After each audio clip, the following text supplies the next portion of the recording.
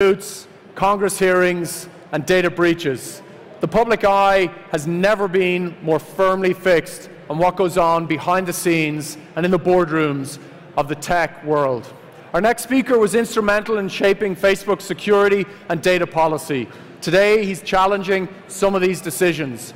Here to discuss all this and more, please welcome back Recode's Kara Swisher and Facebook's former Chief Security Officer, cybersecurity expert and professor at Stanford University, Alex Stamos.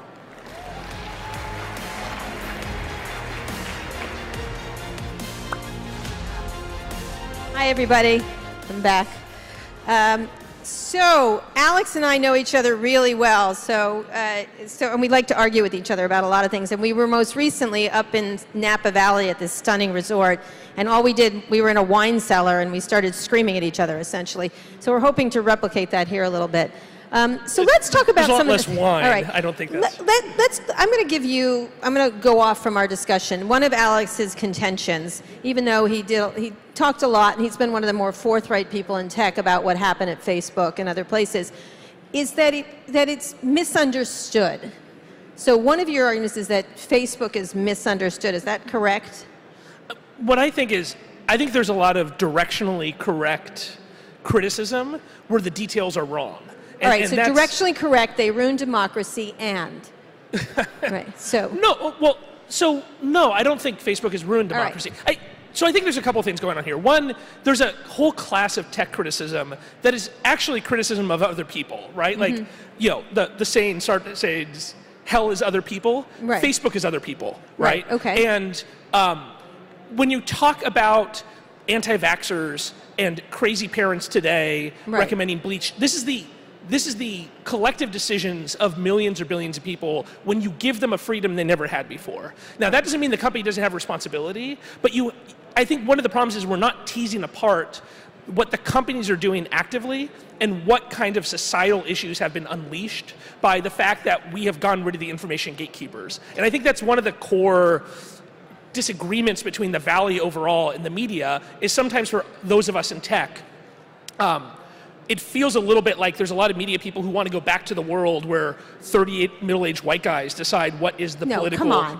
That's bullshit. That's not true. That's not the case. Okay, what you're essentially arguing is Facebook doesn't kill people, people kill people, right? Or not. Or it's humanity, essentially. What I'm saying is that people will utilize speech sometimes to do really good things and a lot of times to do bad things. Right. And we've got to think about what responsibility we want the companies to have, because when we give them responsibility, we also give them power. Right. And that's the other thing that I think I disagree actually with some of my friends at Facebook, because I think in a lot of ways Facebook is too powerful. Right. And I'm very afraid of this moment when we are assigning responsibility to $500 billion to $1 trillion companies with no democratic accountability and no limits to that power, and then asking them to fix societal-wide issues. But let's get first to the beginning of this. I want to talk about some of your fixes, because I think some of them we do agree on, some of them. So the misunderstood part is directionally it was correct. So what direction was it correct, and what has been incorrect? Okay, so a great example of something that I'm still really active on.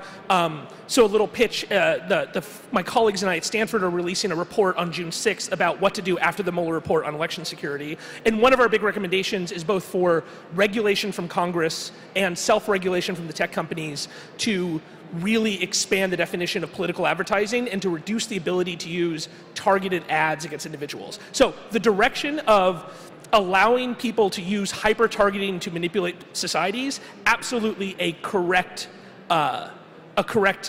criticism issue with tech. Something needs to be fixed. Direct targeting of people, this ability to target people in unprecedented ways and presumably manipulate them. Right.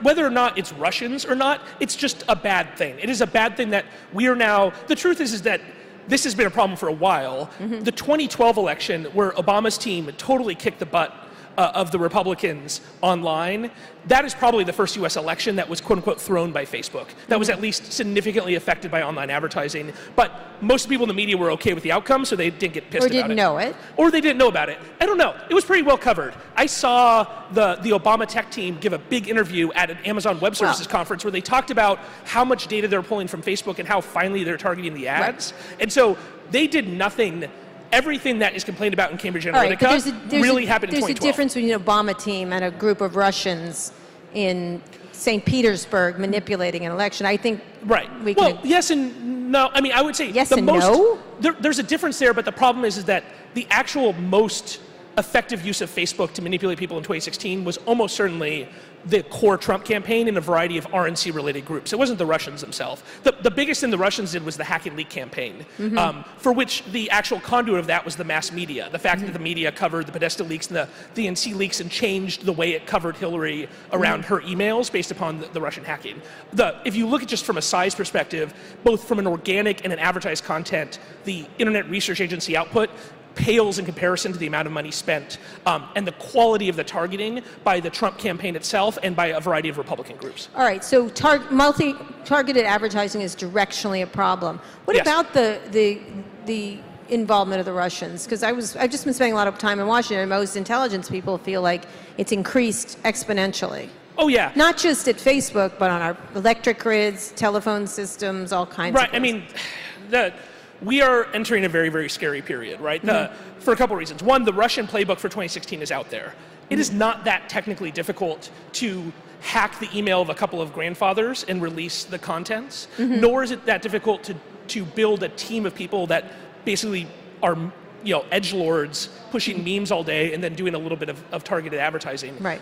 So what I expect is that the Russian playbook is going to be executed inside the United States by domestic groups, in which case some of it, other than the hacking, is not illegal. All the Russian Internet Agency stuff, if done by a group hired by an American billionaire and they're careful around existing Russian billionaire. Law. No, an American. Like if you had an American, the Koch brothers or Sheldon Adelson or George Soros or, pick your billionaire. Reid Hoffman got kind of caught paying for a company to do some of this stuff on the Democratic side. My real fear is in 2020, it is going to be the battle of the billionaires of secret groups working for people aligned on both sides who are trying to manipulate us at scale online. And one of the hard parts is it's very difficult to draw the line about what's acceptable political speech, especially in the United States where Citizens United gives these guys almost no legal barriers at all. Right. And then how do we tell the companies we want them to stop it? Because it's easy to say we want to stop Russians, right? Like that's an easy rule to write. It's a lot harder to say we want to stop some kind of super PAC that is secretly manipulating people at scale, especially if what they're doing might violate some of Facebook's terms of service, but don't violate federal law. Because of Citizens United. Because they're citizens, yeah. So what would be the solution? So you have the billionaires, the attack of the billionaires on the election. You have influenced by the Russians, who will continue to do it because it works, presumably. Other countries, China, Iran, others. Right. I think we'll see less China in the West. The Taiwanese election in January of 2020, the PRC is going to be all over that. Right. And in India, which is happening now. India's the election's over. The counting is happening right now. India is a fascinating issue because most of the disinformation is driven by domestic actors. Right. And they're doing it on WhatsApp. It's actually the interesting, WhatsApp is the exception that proves that some of the kind of dumb criticism about Facebook and algorithms is poorly built, because WhatsApp has no algorithmic ranking. It has a huge amount of privacy for people, and yet there's a disinformation problem because the problem is people. And in this case, in India, you have the ability to enlist hundreds of thousands of people to push propaganda on behalf of your political party. All right, so the problem is people, which you said again, but they've been armed with tools that are unprecedented and possibly not controlled. So would you argue with me and say that I have said this, I think you know this, that I felt like these companies have weaponized everything and amplified it at the same time. It's sort of like going from a gun that shoots 6 bullets to a machine, a semi-automatic machine gun. How do you look at it? That's how I look at it. Well, I like your use of the term amplification, because I think one of the things we start to forget is that these companies are actually many products at once. If you take just the Facebook product, the big blue app, you can decompose it into 10 or 12 different applications that have different levels of amplification. And at the top of, I use on a chart an inverted pyramid for this. The top of that inverted pyramid is advertising and recommendation engines. And so I think that's where you start, because that's where the most risk is. And there's also, I think, the least amount of free expression concern when you block somebody's access to advertising. And so if we're going to start from a regulatory, both self-regulatory and industrial and federal regulatory perspective, you start at the top there of regulating political ads. We have a bunch of detailed recommendations in this report that's coming out, but we're going to talk about how we would expand the Honest Ads Act, the kind of transparency requirements. There's been a bunch of transparency changes, but they're totally voluntary, so these companies can just drop them at any moment. So a bill, I mean, this is Amy Klobuchar's bill, yeah. Both here and elsewhere in the globe, not just in the United States. Yes, and actually, I mean, the real game in town seems to be other countries. It seems to be after the Christchurch shooting, the most interesting regulatory moves have all been in the non-US Anglophone countries, right? Australia, New Zealand, Canada. Here in Canada, there's lots of discussion about regulation. And because of the lack of a First Amendment, parliamentary systems where you have kind of an implied constitution but no constitutional right to free speech, these countries can move much more quickly than the United States can. And so my proposal would be, I think the US should lead on this. And so we should have the US should lead on regulating ads. We should have a US federal privacy law.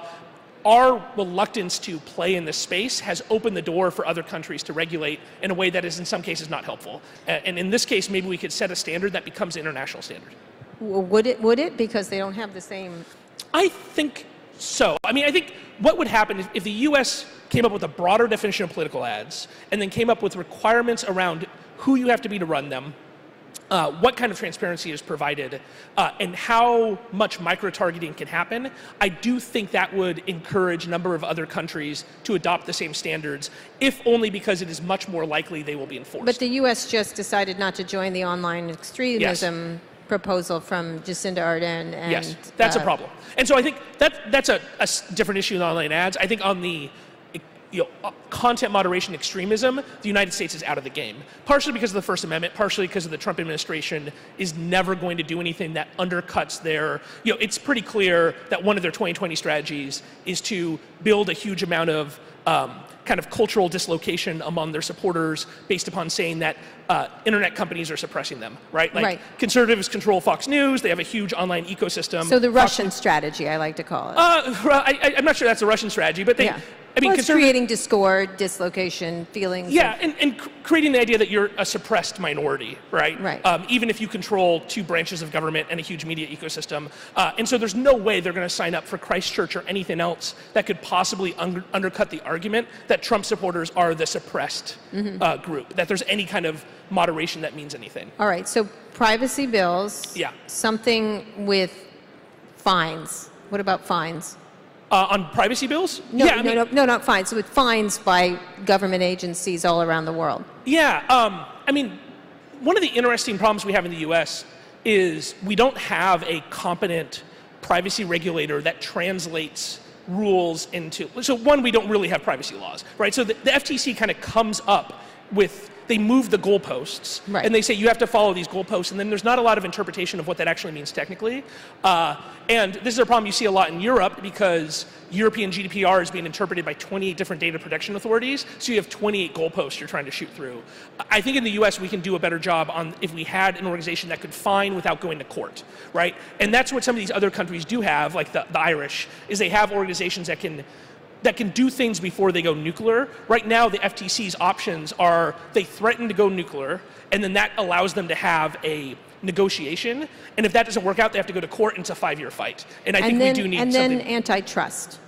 Antitrust. So I think there are legitimate antitrust arguments for breaking up Facebook and breaking YouTube up from Google. Those arguments, the legitimate arguments, are the ones on competition policy, right? If you want to argue that these companies have reduced competition through their incredible ability to predict the future, to use their cash reserves to buy companies and to take out competition, I think that's a legitimate argument.